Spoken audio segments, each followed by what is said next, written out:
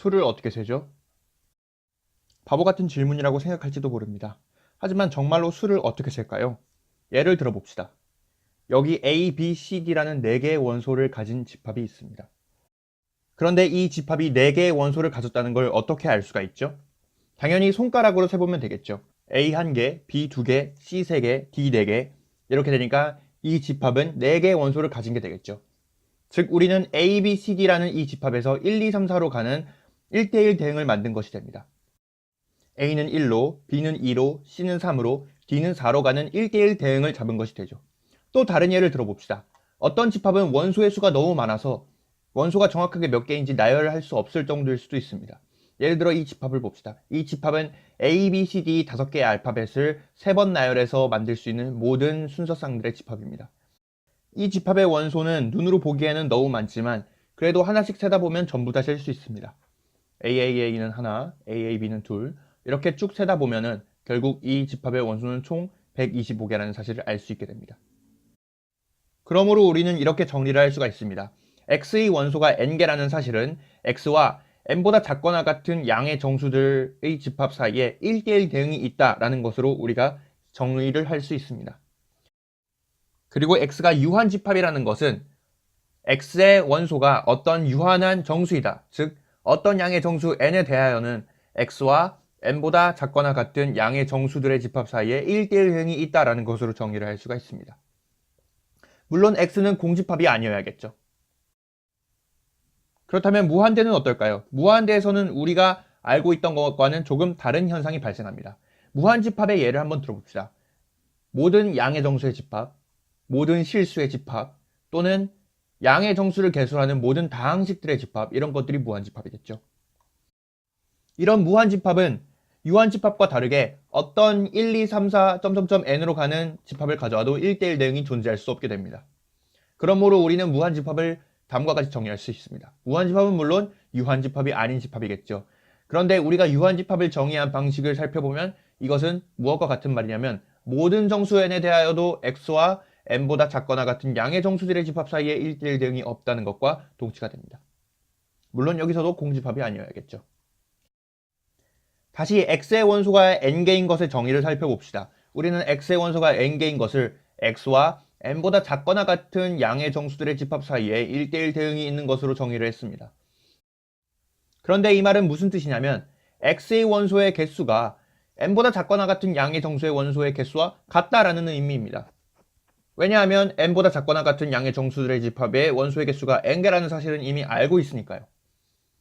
그러면 우리는 x와 y의 원소의 개수가 같다는 것을 다음과 같이 정리할 수가 있습니다. x와 y 사이에 1대1 대응이 있다. 그런데 무한집합에서 이 정의를 사용해서 x와 y의 원소를 비교해보면 이상한 일이 일어납니다. 예를 들어 모든 양의 정수들의 집합을 봅시다. 그리고 오른쪽에는 모든 짝수들을 늘어놔 봅시다. 그러면 이 둘 사이에는 1대1 대응이 있습니다. 1은 2로, 2는 4로, 3은 6으로, 4는 8로 이렇게 쭉 1대1 대응을 하게 되면 이 두 집합 사이의 원소의 개수가 같다는 증명이 됩니다. 또한 모든 양의 정수들의 집합과 모든 정수들의 집합 역시 이러한 1대1 대응이 존재합니다. 1은 0으로, 그리고 2는 1로, 3은 마이너스 1로, 4는 2로, 5는 마이너스 2로 이렇게 1대1 대응을 주면 이는 모든 양의 정수와 모든 정수들 사이에 1대1 대응이 됩니다. 심지어는 모든 음이 아닌 정수 2개의 순서쌍과 양의 정수들 사이에서도 1대1 대응이 있습니다. 먼저 음이 아닌 정수들의 순서쌍을 쭉 늘어나 봅시다. 그런 다음에 0,0에서 시작해서 다음과 같이 지그재그를 그려봅시다. 이렇게 선을 긋게 되면 이 선들은 모든 순서쌍들을 지나치게 됩니다. 그러면 0,0부터 시작해서 이 선을 따라서 숫자를 부여하도록 합시다. 즉 0,0에는 1, 1,0에는 2, 0,1에는 3 이렇게 숫자를 쭉 부여하도록 합시다. 이렇게 숫자를 부여하게 되면 모든 음이 아닌 정수 2개의 순서쌍에 양의 정수를 부여할 수 있고 이는 1대1 대응이 됩니다. 심지어는 유리수들의 집합과 정수의 집합도 개수가 똑같습니다. 먼저 유리수들은 좌표 평면의 격자점 위에 쓸 수가 있습니다. 격자점은 x좌표와 y좌표가 정수인 점들인데 x좌표가 y좌표가 정수라면 x좌표를 분모로 하고 y좌표를 분자로 하는 유리수를 격자점에 대응시킬 수가 있습니다. 예를 들어 이 점 같은 경우에는 x좌표가 3이고 y좌표가 2이므로 3분의 2의 대응이 되겠습니다. 그러면 이렇게 모든 격자점들을 위해 유리수를 대응시킬 수가 있습니다. 물론 X좌표가 0인 경우에는 유리수를 대응시킬 수가 없습니다. 왜냐하면 0으로 나누는 건 불가능하기 때문이죠. 그러면 이 격자 위에 이렇게 나선 모양으로 도형을 그리도록 합시다. 원점에서 출발해서 0으로, 그 다음엔 1로, 그 다음엔 마이너스 1로 이렇게 나선을 그려봅시다. 그런 다음에 나선을 따라가면서 만나는 숫자들을 밑에 적도록 합시다.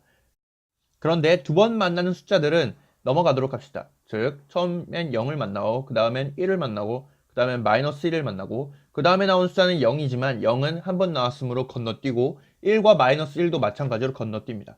그러면 그 다음에 만난 숫자는 마이너스 2분의 1입니다. 그 다음엔 2분의 1, 그 다음엔 2 이렇게 쭉 숫자를 적도록 합시다. 그런 다음엔 쭉 늘어놓은 이 숫자에 차례대로 1, 2, 3, 4, 5, 6, 7, 8을 대응시키면 됩니다. 0에는 1을, 1에는 2를, 마이너스 1에는 3을 이렇게 쭉 대응시키게 되면 모든 유리수의 양의 정수를 대응한 것이 됩니다. 즉 이것은 유리수들의 집합과 양의 정수 집합 사이의 1대1 대응이 됩니다. 이러한 현상은 얼핏 보기에는 비직관적입니다. 왜냐하면 유리수들의 집합이 당연히 정수의 집합보다 훨씬 더 클 것처럼 생겼잖아요. 왜 이런 일이 일어나는 걸까요? 그 이유는 1대1 대응이 우리가 잘 알고 있는 수학적인 구조를 제대로 보존하지 않기 때문입니다. 예를 들어 정수가 있다면 정수에는 어떤 구조가 있을까요?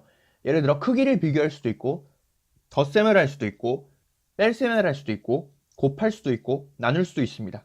하지만 우리가 이제까지 예로 들은 1대1 대응들은 이러한 구조들을 제대로 반영하지 않습니다. 예를 들어 아까 모든 양의 정수의 집합과 모든 정수들의 집합 사이의 1대1 대응을 봅시다.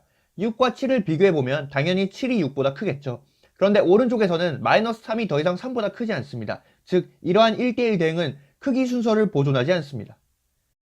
나중에 우리가 수학에 대해서 더 얘기를 할 때 이러한 구조들을 보존하는 1대1 대응이 매우 중요한 역할을 하게 될 것입니다. 하지만 그것은 나중의 이야기고 다시 원래 이야기로 돌아가 봅시다. 우리는 이제 x가 가산집합이다라는 것을 정의할 수 있습니다.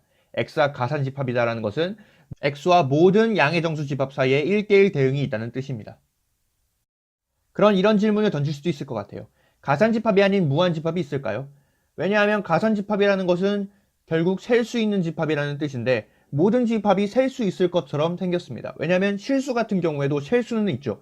1, 2, 3, 4, 5, 파이, 2 이런 식으로 모든 실수를 다 센다면 그것이 실수에서 정수로 가는 1대1 대응을 준 것이 되지 않을까요? 하지만 게오르그 칸토어는 그것이 틀렸다는 사실을 증명했습니다. 그러니까 어떤 무한대는 다른 무한대보다 확실히 크다는 뜻이지요. 칸토어가 증명한 것에 따르면 닫힌 구간 0,1은 가산집합이 아닙니다. 즉 닫힌 구간 0,1과 양의 정수 집합 사이에 1대1 대응이 없다는 뜻입니다. 이것을 어떻게 증명할까요? 이러한 진술을 증명하기 위해서는 당연히 1대1 대응이 있다고 해보는 것이 먼저입니다. 1대1 대응이 있다고 해보고 그 1대1 대응을 한번 적어봅시다. 그러면 1, 2, 3, 4, 5, 6, 7, 8 이 양의 정수들은 어떤 0과 1 사이의 실수로 대응이 될 것입니다. 예를 들어 1은 이런 실수로 2는 이런 실수로 대응이 된다고 해봅시다. 어떤 실수로 대응되든 사실 상관이 없습니다. 그러면 이렇게 대응된 실수에 대각선에 해당되는 숫자들을 한번 살펴봅시다. 즉 1에 대응되는 실수의 첫 번째 자리, 2에 대응되는 실수의 두 번째 자리, 3에 대응되는 숫자의 세 번째 자리를 이렇게 쭉 살펴봅시다. 그러면 1, 8, 9, 1, 2, 3, 3, 3 이런 식으로 되겠죠. 그러면 1과 다른 숫자를 첫 번째 자리에, 8과 다른 숫자를 두 번째 자리에, 9와 다른 숫자를 세 번째 자리에 이렇게 쭉 적어보도록 합시다. 그러면 새로운 실수가 만들어질 것입니다. 그런데 이 실수는 어떤 양의 정수와 대응이 될까요?